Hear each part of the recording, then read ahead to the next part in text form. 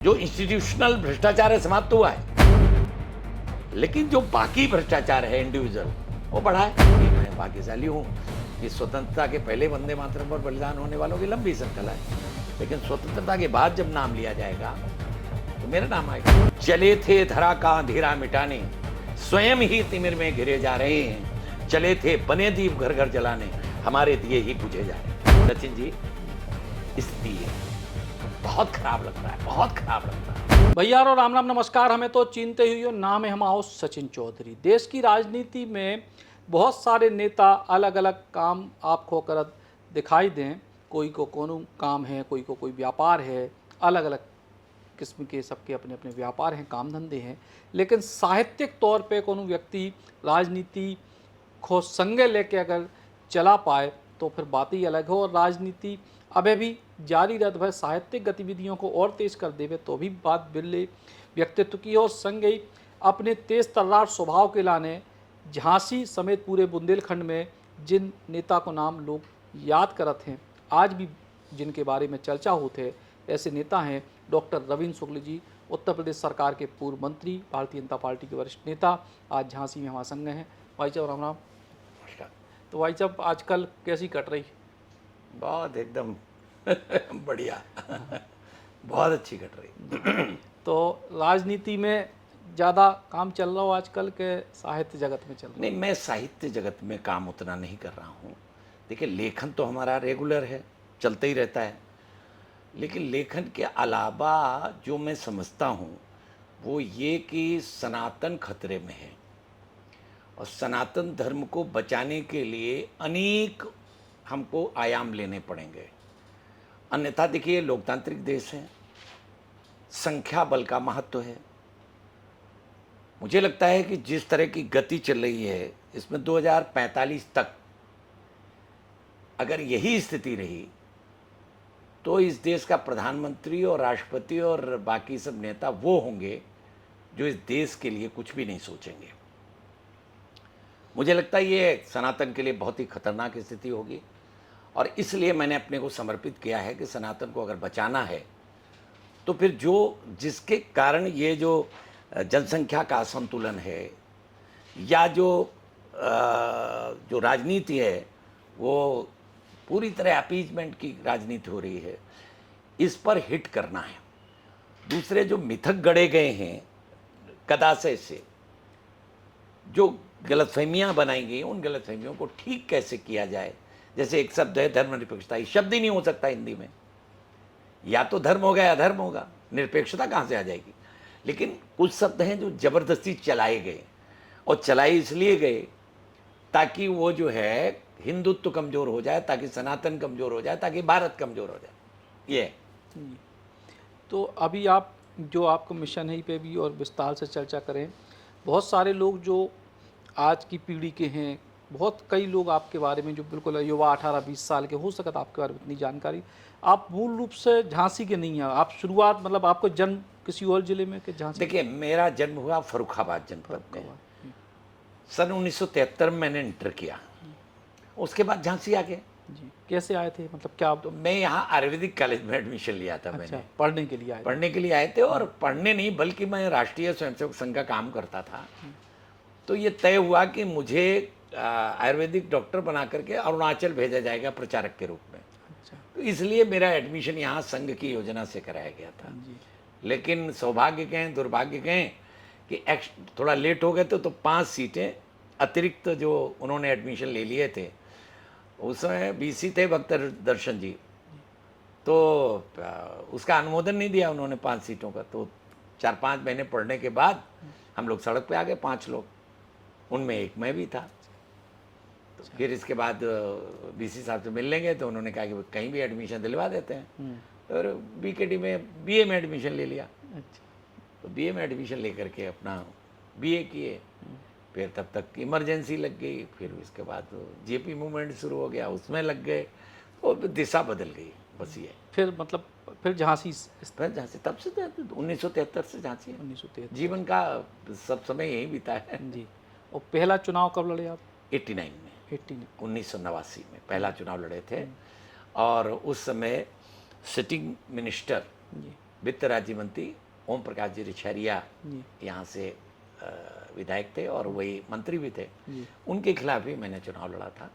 और उस समय मेरी आयु 35 वर्ष थी अच्छा और उस समय पूरे उत्तर प्रदेश में 56 विधायक जीते थे, उनमें एक मैं था जी और बहुत अच्छे वोटों से जीते थे। जी जनता पार्टी से BJP BJP, Bharatiya Janata party Bharatiya Janata party जी नवासी में। नवासी। फिर उसके बाद लगातार फिर जीते रहे। जी फिर जितने चुनाव हुए, पांचवा चुनाव 2002 में जो हुआ जी उसमें हारे हम। जी वोट उतने मिले कि अगली बार जो जीता उससे 10,000 वोट ज़्यादा थे मेरे, जी फिर भी मैं हारा जी। क्योंकि डायरेक्ट फाइट हुई हम्म, और थोड़ा सा अंदरूनी मामला था ही। जी आजकल क्या कहें कि जो अंदर अंदर जो भीतरघात जिसे कहते हैं, यहाँ तो खुला बघात हुआ, हम्म, खुल करके लोगों ने काम किया, लेकिन उससे कोई अंतर नहीं पड़ा अपने को। तो 4 बार आप लगातार झांसी शहर में विधायक रहे, वो भी उस समय जब मतलब जैसे आज तो कहा जाए कि भाजपा का दौर है, उस समय बिल्कुल दौर के अपोजिट स्थिति थी। हाँ, 91 में आए तो 91 में भाजपा आ गई, जी लेकिन फिर भाजपा का बर्खास्त हो गया जी तो फिर वो लगातार चलता रहा, लेकिन मैं यहाँ जीतता रहा, सपा बसपा के दौर में भी आप लगातार रहे। लगातार जीतते जी और मंत्री बनने का मौका पहली बार आपको कब मिला? हमको 91 में मैं मंत्री बन गया था। जी 91 में जब बीजेपी की सरकार आई उसमें मैं मंत्री बना। जी फिर इसके बाद जो है 1997 में मंत्री बना जी मायावती के साथ। जी फिर 98 में कल्याण सिंह जी के साथ।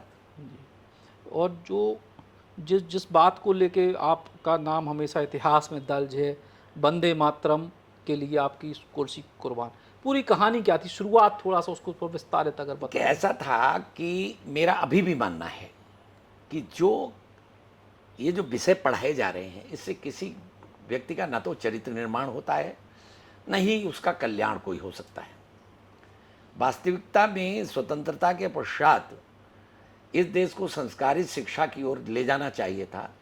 गुरुकुल ख़त्म किए थे अंग्रेज़ों ने, और इसलिए ख़त्म किए थे माने कदाशय से, डेलिबरेटली उन्होंने ये सोचा था कि इनके संस्कार की जो विधि है वो गुरुकुल है और इनके संस्कार का जो माध्यम है वो संस्कृत है। इसलिए उन्होंने संस्कृत पर प्रतिबंध लगाया और गुरुकुल सारे बंद कर दिए। बल्कि यहाँ तक किया कि गुरुकुल में काम करने वाले या गुरुकुल के जो अधिपति होते थे उनको उल्टा लटका के उनको मारा गया। बहुत बुरी दशा हुई उनकी, अंग्रेज़ों ने की है, ताकि लोग जो है गुरुकुल खोल न सकें, तब उस पर प्रतिबंध पूरा लग गया। कितने लोग मारे गए उस समय, मतलब जो गुरुकुल चला रहे थे उनमें से बहुत सारे लोगों की हत्याएं हुई। और उसका उद्देश्य साफ साफ शब्दों में आज भी आप पढ़ सकते हो। लॉर्ड मैकाले ने जो वहाँ पर भाषण दिया है उसके अंश छपे हैं, नेट पर उपलब्ध हैं। उसने कहा था कि हम इनकी रीढ़ की हड्डी तोड़ देना चाहते हैं। रीढ़ की हड्डी इनके संस्कार हैं, इनकी संस्कृति है। संस्कृति और संस्कार का जो उद्गम है वो इनके शास्त्र हैं, और शास्त्र का जो भाषा है वो संस्कृत है, और संस्कृत को पढ़ाने वाला जो है गुरुकुल है। तो इसलिए संस्कृत भाषा पर प्रतिबंध लगाया, गुरुकुल बंद कराए, संस्कार से दूर किया। उसने कहा ही था कि ऐसी पीढ़ियां तैयार होंगी जो अपनी संस्कृति की जड़ों में मट्ठा डालेंगी और आगे आने वाली पीढ़ी से घृणा करेंगी। वही हो रहा है। तो हमने चाहा कि फिर से उस जो कदाशय से किया गया काम था उसमें कुछ परिवर्तन करें। तो एक तो पहले जारी हुआ कि भगवाकरण हो रहा है। हमने जो आज जारी हुआ है कि जो असेंबली शुरू होगी उसमें वंदे मातरम होगा, हमने यही शुरू किया था कि भाई संस्कार देने के लिए क्या क्या करना है। 98 में 97 से शुरू किया। 97 उसको कल्प योजना कहते हैं। कल्प योजना एक हमने डॉक्यूमेंट बनाया था, वो डॉक्यूमेंट पर हमने काम करना शुरू किया था। तो उसी में ये था कि दिनचर्या किस तरह होगी विद्यालय की, उसमें भौतिक वातावरण कैसा होगा, आध्यात्मिक वातावरण कैसा होगा, बच्चे के ऊपर कैसा असर पड़ेगा, कैसे ट्रेनिंग होगी। तो हमने टीचरों की भी ट्रेनिंग जो है गायत्री परिवार में कराना शुरू किया था। ये टीचरों की ट्रेनिंग इनको भेजते थे वहाँ, उनको हमने संदर्भ संस्था बनाया था। इसके बाद हमने भी ट्रेनिंग अपनी शुरू कराई थी संस्कार की, ताकि वो लोग जान सकें, कुछ कर सकें, उनके अंदर संस्कार आ सकें। तो उसी के अंतर्गत ये था वंदे मातरम अनिवार्य करना। तो उससे मुझे वापस करने के लिए कहा गया, और ये कहा गया इसको वापस कर दो। मैंने कहा कि मैं वापस नहीं करूँगा, चाहे इसके लिए कुछ भी करना पड़े। मुझे कल्याण सिंह जी ने कहा कि बैठ के विड्रॉ कर लो, क्योंकि कल्याण सिंह के खिलाफ, कल्याण सिंह के खिलाफ मतलब ये बात आ गई थी वंदे मातरम के विरोध में, वंदे मातरम के विरोध में एक फतवा जारी हुआ था। उस फतवा जारी होने के बाद, फतवा जारी होने के बाद अली मियाँ ने फतवा जारी किया था, तो और उधर अटल बिहारी वाजपेयी जी के से कहलवा लिया गया कि वंदे मातरम अनिवार्य नहीं है। उसी आधार पर उन्होंने लोकसभा में जवाब दे दिया। लोकसभा में फिर बाद में जब पता चला कि नहीं अनिवार्य है, तो उनके खिलाफ जो है एक विशेषाधिकार हनन का प्रस्ताव ले आए। वो बिहार के जो डेथ हो गई जिनकी, वो ले आए पासवान। तो इसके बाद ये कहा गया कि ये जो है कैसे हुआ, तो कल्याण सिंह ने कहा हमको विश्वास में नहीं लिया, उन्होंने अपने आप कर दिया, जबकि उनके दस्तखत थे उस पर फाइल पर। तो हमसे कहा गया कि इसको बैक डेट में विड्रॉ करो। आपको मालूम है कि उस समय मेरी पत्नी ब्लड कैंसर से पीड़ित थी, टाटा हॉस्पिटल में इलाज चल रहा था और लगभग मरणासन थी, 4 हीमोग्लोबिन था, मुंह से ब्लड आ रहा था, तय हो गया था कि इनको जाना ही जाना है। उस समय मुझसे कहा कि आप बैक डेट में विड्रॉ करो।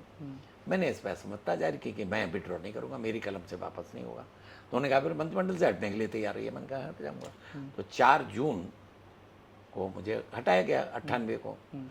तो मेरी पहली प्रतिक्रिया यही थी कि मैं भाग्यशाली हूँ कि स्वतंत्रता के पहले वंदे मातरम पर बलिदान होने वालों की लंबी श्रृंखला है, लेकिन स्वतंत्रता के बाद जब नाम लिया जाएगा तो मेरा नाम आएगा। और इसका उदाहरण मैं दूँ, मनोज श्रीवास्तव जी ने एक वंदे मातरम पुस्तक लिखी है, उसमें मेरा पूरा प्रकरण लिखा उन्होंने। और उस समय जब मैं गया उनसे मिलने के लिए तो उन्होंने दिखाया कि मैं आपको जानता हूँ बहुत अच्छी तरह, जबकि मेरी पहली मुलाकात थी। तो कुल मिलाकर के उससे आज भी मेरे को कोई पछतावा नहीं है, बल्कि मैं गर्व का अनुभव करता हूँ कि मैंने समझौता नहीं किया सिद्धांतों से, वंदे मातरम को सूली नहीं चढ़ाया। आज भले ही बाकी लोगों ने हमारा नाम लिया हो, विरोधियों ने, और उस पर कोई सत्ता पक्ष का व्यक्ति कुछ नहीं बोला हो, ये अलग विषय है, लेकिन मुझे तो लगा कि 27 वर्ष बाद भले सही, लेकिन वो चर्चा में तो आया बात, नाम तो लिया गया कि हाँ हमने लागू किया था ये। तो अभी जब संसद में जब आपका नाम जो है उल्लेखित हुआ तो फिर उस समय जो है अच्छा लगा? मुझे बहुत ही अच्छा लगा। भले ही वो रवीश कुमार ले रहे थे, हाँ। और नकारात्मक रूप से ले रहे थे, उसी तरह से वो कपिल सिब्बल ने लिया, इकरा हसन ने लिया, ये सब मेरा नाम लिए। तो मुझे तो बड़ी प्रसन्नता होगी कि चलो कम से कम ये लोग नहीं नाम ले रहे, ये तो ले रहे। और भले ही ये कह रहे हो कि देखिए उन्हें हटाया गया था, तो हटाया गया था, ये लोग जाने तो कि 27 वर्ष पहले हमें हटा दिया गया था, इस पर चर्चा भी हुई।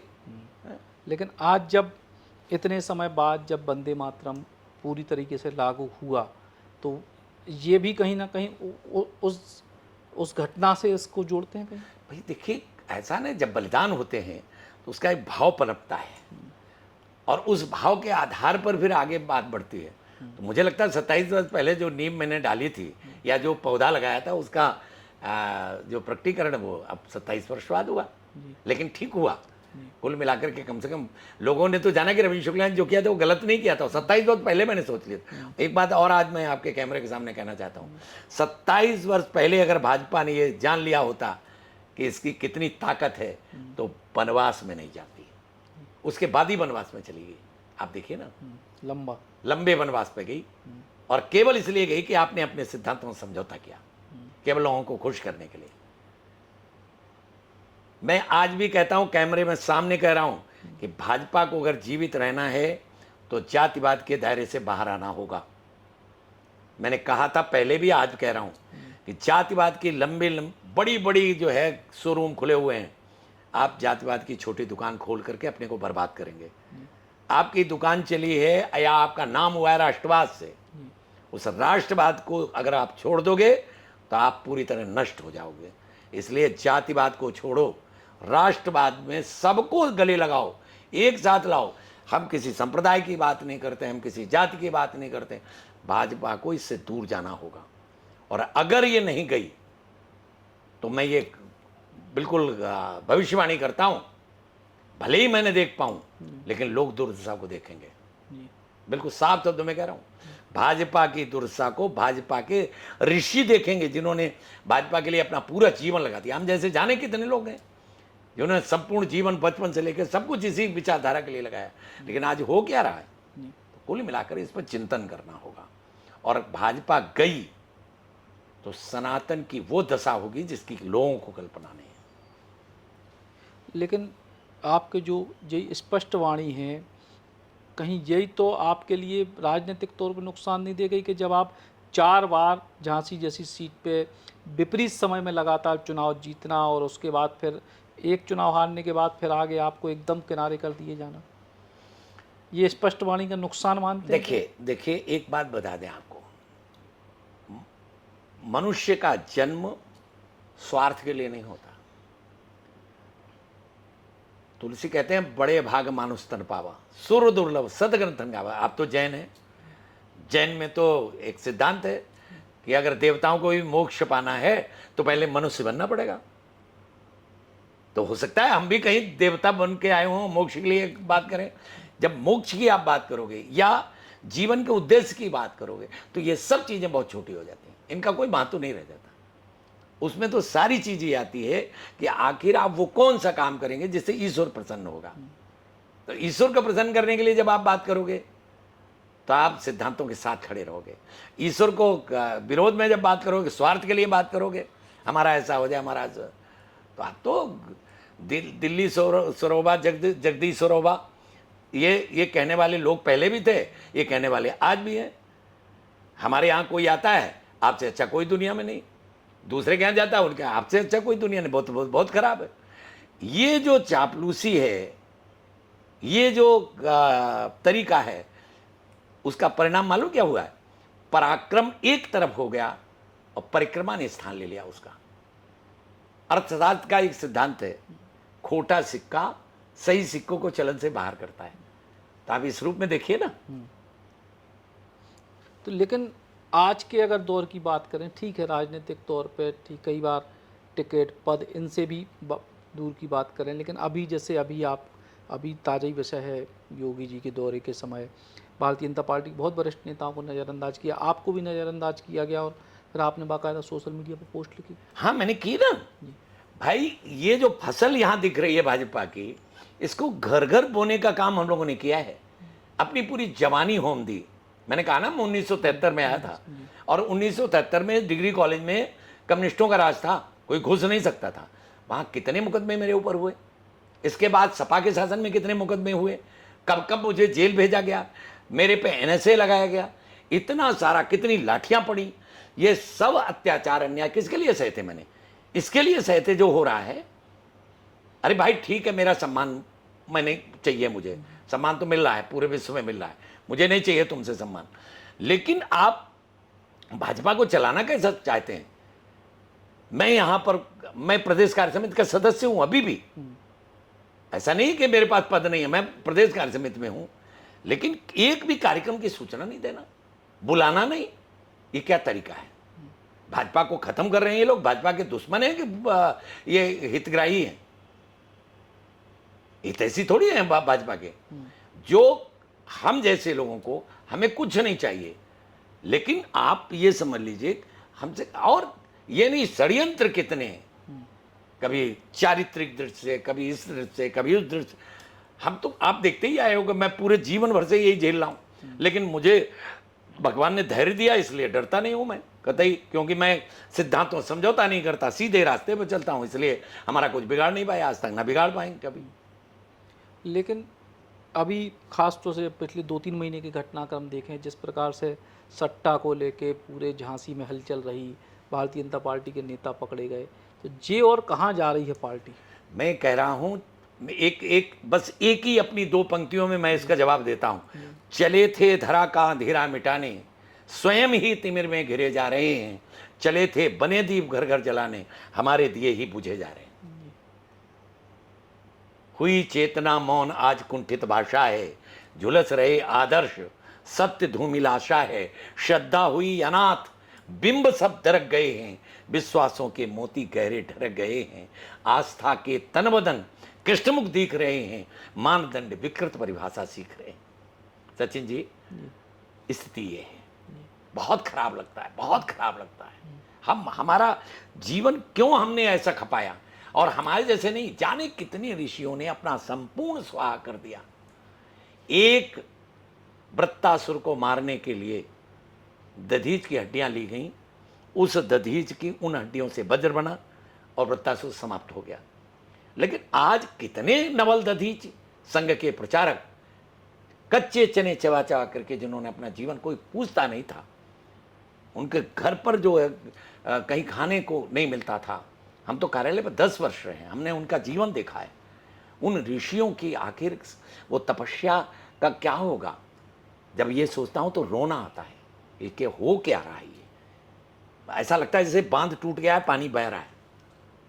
कुल मिलाकर के इस पर चिंतन करना होगा, और अगर सावधान नहीं हुआ शीर्ष नेतृत्व और जो नीति निर्धारक लोग हैं, तो कुछ भी नहीं बचेगा। लेकिन जिस प्रकार से परिस्थितियां हैं पिछले 10-12 साल में, जब जो है पहले केंद्र में 14 में सरकार आई, फिर 17 में, इधर 9-10 साल हो गए, तो सत्ता आपके समय में भी सत्ता रही, और कल्याण सिंह जी के समय जब आप मंत्री थे, तब की और अब की सत्ता के असर में कितना अंतर है? बहुत अंतर है, बहुत अंतर है, जमीन और आसमान का अंतर है।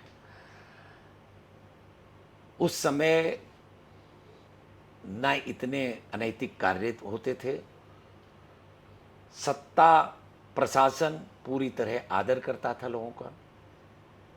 लेकिन आज तो स्थिति ये हो गई है कि कार्यकर्ता दुखी है, रत्ती भर भी कोई सम्मान करने को तैयार नहीं है। प्रशासनिक अमला भी नहीं है और बाकी भी नहीं। ऐसा लग रहा है जैसे बिल्कुल निरंकुश हो गया सब। बहुत स्थिति खराब। हाँ, ये जरूर कि उत्तर प्रदेश में लॉ एंड ऑर्डर के हिसाब से अगर देखो तो माफियागिरी खत्म हुई है, जो इंस्टीट्यूशनल भ्रष्टाचार है समाप्त हुआ है, लेकिन जो बाकी भ्रष्टाचार है इंडिविजुअल, वो बढ़ा है। भाई इंस्टीट्यूशनल भ्रष्टाचार खत्म हुआ, पहले लोग बीच में दलाली खाते थे, वो अब नहीं खा पा रहे हैं, सीधे किसानों के पैसा जा रहा है, बाकी सब हो रहा है, ये सब चीजें ठीक है। लेकिन नीचे जो निरंकुशता आई है उसमें तो चिंता करनी पड़ेगी, विचार करना पड़ेगा। लेकिन पहले जैसे पार्टी में, अब जैसे चुनाव है तो चुनाव में टिकटों का एक अपना वितरण का फॉर्मूला है। पहले कहा जाता था कि फाइल बनती है, आप अपना काम लेके जाते हो, फिर उसकी जांच पड़ताल होती है। अब ये बंद हो गया क्या? मैंने कहा ना, परिक्रमा और पराक्रम। अब परिक्रमा से पराक्रम हार रहा है, इतना उत्तर ही पर्याप्त है जी। लेकिन अगर विकास के मामलों की बात करें तो पिछले 9 साल में उत्तर प्रदेश, बुंदेलखंड या झांसी जिले को कहाँ देखते हैं? देखिए, विकास की दृष्टि अगर जैसे देखिए, मैं जब आया तब तो ये गांव था, झांसी में कोई सड़क नहीं थी, कोई गली नहीं थी, कुछ भी नहीं था, पानी तक नहीं था। कुल 24 MLD पानी था जब हम आए थे, और 75 MLD पानी की ज़रूरत थी। तो कितनी योजनाएं बनाई, सब किया। मैंने एक यहाँ कार्यक्रम रखा था, झांसी नगर विजन 2010, उसका एक डॉक्यूमेंट तैयार हुआ था। पूरा शासन ने उसी पर काम करना प्रारंभ किया, मैंने किया, फिर आगे बढ़ा। झांसी उस हिसाब से जो हमने सपना देखा था उस तरफ चल रहा है, उस रास्ते पर, क्योंकि एक मापदंड बना दिए थे, कहाँ कैसे क्या करना। इसलिए पार्क, बाकी सब चीज़ें, वो सब उसी समय हमने नारा दिया था, स्वच्छ झांसी हरित झांसी, उसी समय नारा दिया था, आज भी चल रहा है, और उसी आधार पर काम हो रहा है। तो वो जो डॉक्यूमेंट है जो हमने बनाया था, सारे जनप्रतिनिधियों से, सारे बुद्धिजीवियों के साथ बैठ करके जो 2 दिन का संवाद रखा था, उससे नगर निगम ने एक डॉक्यूमेंट बनाया था, उस डॉक्यूमेंट के आधार पर काम हो रहा है और बहुत अच्छा हुआ। अगर राजनीति के अलावा साहित्यिक जगत की, आप बड़े मंचों पे हमने आपको सुना है कई बार, और वीरस की बहुत अद्भुत इस जो साहित्य काव्य की यात्रा भी राजनीति के साथ साथ चली, या जी उसके और आगे पीछे की? नहीं, बचपन से मैं लिख रहा हूँ, लेकिन हाँ ये है कि उसके दोनों काम हम साथ करते रहे। जैसे अटल जी का है जी, उसी तरह मेरा रहा है। मैं हमेशा ही, जब मैं मंत्री था तब हमारी किताब आई थी जिसमें अटल जी ने आशीर्वाद लिखा था, भानु प्रताप जी शुक्ल ने भूमिका लिखी थी उसकी, पहली जो किताब आई थी। तो अटल जी ने लिखा भी है कि मैं तो जानते ही नहीं थे इतनी अच्छी कविता करते हो। तो कुल मिला के बहुत सारे संग में गीत हैं हमारे। जी। तो छात्र के समय से? हाँ, मैं किशोर वैसे मैं लिख रहा हूँ, किशोर वैसे। मैं ज़्यादातर बारातों में तो न्योतनियों में गीत बना बना के लिखता था। अच्छा जी। तो कोई आपकी कोई बहुत मन की रचना, कभी कोई आपको लगता है कि ये हमारे मतलब कई बार होता है ना कि बहुत कुछ लगता है कि ये बस हमने सर्वश्रेष्ठ लिखा। देखिए सर्वश्रेष्ठ तो अब कभी अब भी, तक का। देखिए माँ को कभी भी अपना बच्चा कोई खराब नहीं लगता है और उसी भाव से लिखते हैं। ये लोगों ने जिसको सबसे सराहा। यद्यपि जो गीत सबसे ज़्यादा मेरा प्रसिद्ध हुआ, जी जो संघ का गणगीत भी रहा, विद्यार्थी परिषद का गीत रहा, भारतीय मजदूर संघ का गीत रहा, कोई चलता पद चिन्हों पर, कोई पद चिन्ह बनाता है, पद चिन्ह बनाने वाला ही दुनिया में पूजा जाता है। ये गीत नेट पे हजारों लाखों लोगों ने गाया है, जी सबसे प्रसिद्ध गीत है मेरा। इसके अलावा एक भगवान ने बहुत अच्छी कृति मेरे हाथों से दी है, मेरे द्वारा दिलवाई है। राम के छोटे भाई शत्रुघ्न पर एक महाकाव्य है मेरा। वो महाकाव्य दुनिया का एकमात्र पुस्तक है। शत्रुघ्न के ऊपर ना तो प्रोज में कोई पुस्तक है और ना ही पोट्री में पुस्तक है। 480 पेज का ये ग्रंथ दिया भगवान ने और उस पर कई पीएचडी हो गई। पीएचडी तो हमारे साहित्य पर हो रही हैं बहुत सारी, लेकिन मैंने कई पीएचडी आपके बरकतुल्ला यूनिवर्सिटी से हो गई हैं, कुछ अभी भी चल रही हैं, शायद 2 या 3 अभी चल रही हैं बरकतुल्ला में, बम्बई यूनिवर्सिटी में चल रही है और मुझे भी डीलिट मिला है इस पर। तो कुल मिला के पुस्तकें हमारी अनेक हैं, उन पुस्तकों में अलग अलग लिखा है, लेकिन हमने भारतीय दर्शन को, भारतीय चिंतन को, संस्कृति को, जीवन मूल्यों को, उसी आधार पर मेरी सारी रचनाएं हैं ज़्यादातर। तो उसी आधार पर रचना है और राजनीति, साहित्य, काव्य जगत हर तरफ नवीन शुक्ल जी को लंबो अनुभव रहो, लंबो जीवन रहो, सफल कार्यकाल लगभग हर क्षेत्र में रहो है और उम्मीद करें कि ऐसे ही उनको अभी भी मैं टोक रहा हूँ थोड़ा, अभी भी मैं जो काम कर रहा हूँ, हिंदी साहित्य भारती करके हमने 2019 में एक संस्था बनाई जिसमें हमारे साथ में कृष्णा जी त्रिपाठी थे, मृदुला सिन्हा जी थी, ऐसे अनेक लोगों ने मिलकर एक संस्था बनाई। लगा कि सनातन के लिए कुछ करना चाहिए, तो हिंदी साहित्य भारती के नाम से एक संस्था बनी जो रजिस्टर्ड है, जिसका CSR, ATG बाकी सब है। उस संस्था ने बिल्कुल अकल्पनीय उछाल ली है। पूरे भारतवर्ष के हर प्रदेश में, हिंदी भाषी क्षेत्रों में, जिलों में और 37 देशों तक हिंदी साहित्य भारती का विस्तार हो चुका है। ये वर्ष हमारा सदस्यता वर्ष है और आपको आश्चर्य हो, जहां आप बैठे हुए हैं, आज 10 दिन के अंदर आजीवन सदस्य 400 बने हैं। 10 दिन के अंदर यहाँ झांसी में। कुल मिला के पूरे देश के अंदर इस बार बहुत बड़ी सदस्यता अभियान चल रहा है और इस संस्था से हमने नारा दिया है, मानव बन जाए जग सारा, यह पावन संकल्प हमारा। पहले हमारे ऋषियों ने नारा दिया था, कणवंतो विश्वमार्ग, इसका रूपांतरण है मनुष्य बन जाए अगर आदमी, तो ये दुनिया का सारा संघर्ष खत्म हो जाएगा। लेकिन मनुष्य बनाने की संकल्पना, मनुष्य क्या है, ये संकल्पना केवल सनातन में है। दुर्भाग्य कि सभी को धर्म कहा जा रहा है, जिनको, वो सब पंथ हैं, मजहब हैं, संप्रदाय हैं और रिलीजन हैं। धर्म और संप्रदाय, पंथ, मजहब ये एक नहीं है। निश्चित उपासना पद्धति करना, उस पर जोर देना, तब आप वो हो सकते हो उसके। वो पंथ है, वो मजहब है, वो संप्रदाय है, वो रिलीजन है। लेकिन जहाँ उपासना पद्धति की चर्चा नहीं, केवल मानवीय जीवन मूल्यों की चर्चा है, जहाँ अपने दायित्वों की चर्चा है, जहाँ अपने केवल समर्पण की चर्चा है, उसी को हम धर्म कहते हैं। और वो एकमात्र धर्म है दुनिया में, दूसरा कोई धर्म नहीं, जिसका नाम सनातन धर्म है। जब सृष्टि की रचना हुई, उसी समय जिन नैसर्गिक मूल्यों का धरा पर अवतरण हुआ, उसी का नाम तो सनातन है। वही अकेला धर्म है, बाकी सब संप्रदाय है, सब मजहब है, क्योंकि वो निश्चित उपासना पद्धति है, धर्म नहीं है। दुर्भाग्य, आपने जैन को धर्म कहना शुरू कर दिया तो बहुत सारे लोग कहने लगे कि जैन धर्म अलग है, हिंदू नहीं है। सकल जगत में खालसा पंथ गाजे, जगे धर्म हिंदू सकल भंड बाजे। इसका उद्घोष करने वाले, सर्वाधिक हिंदू धर्म पर बलिदान होने वाले सिख समाज को हमने अलग कर दिया। हिंदू, मुस्लिम, सिख, ईसाई सब आपस में भाई भाई।